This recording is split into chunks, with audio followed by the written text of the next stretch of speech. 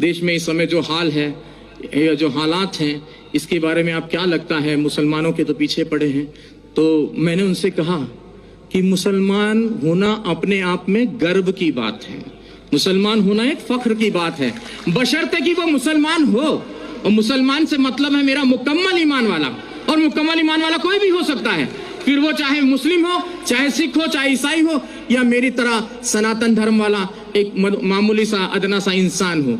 तो मुकम्मल ईमान आना जरूरी है, और जब मुकम्मल ईमान आ जाएगा तो मुसलमानों का कोई क्या बाल वाका कर सकता है। कहते हैं कि नूरे हक शमे इलाही को बुझा सकता है कौन, जिसका हामी हो खुदा उसको मिटा सकता है कौन। ना तलवार की धार से, ना गोलियों की बौछार से, रब का बंदा डरता है तो सिर्फ परवरदिगार से, और आपको किसी से डरने की कोई जरूरत नहीं है। एक छोटा सा किस्सा और आपको सुना दूं। कश्मीर की यह सत्य घटना है, हमें हमारे गुरुजी ने सुनाई थी।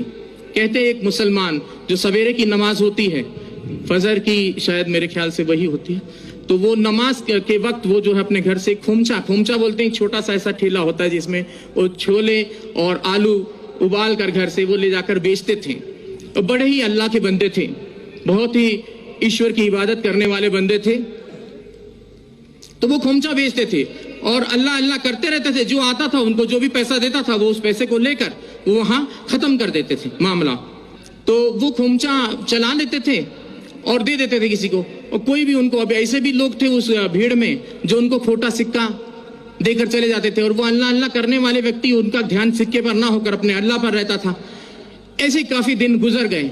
एक दिन वो अपने घर पहुंचे तो उन्होंने अपनी पत्नी से कहा कि भाई आज तुमने हमारे छोले और आलू जो खोमचा बनाती थी वो बनाया नहीं। तो बोले कि आज दुकानदार ने सामान नहीं दिया, सौदा नहीं दिया। बोले क्यों?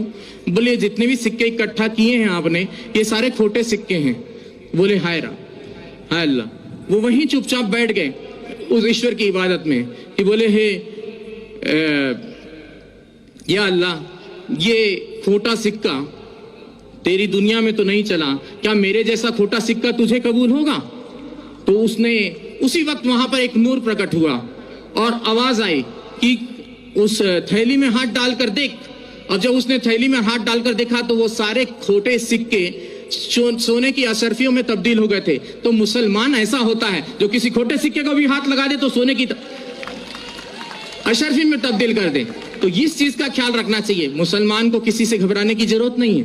और मैं पहले से और काफी दिनों से, मुझे एक व्यक्ति ने कहा कि बाबा जी अब आप कलमा पढ़ के मुसलमान हो जाओ। तो मैंने कहा मुझे कलमा पढ़ने की जरूरत नहीं है, मैं खुद ही पहले से जन्मजात ही मुसलमान हूं।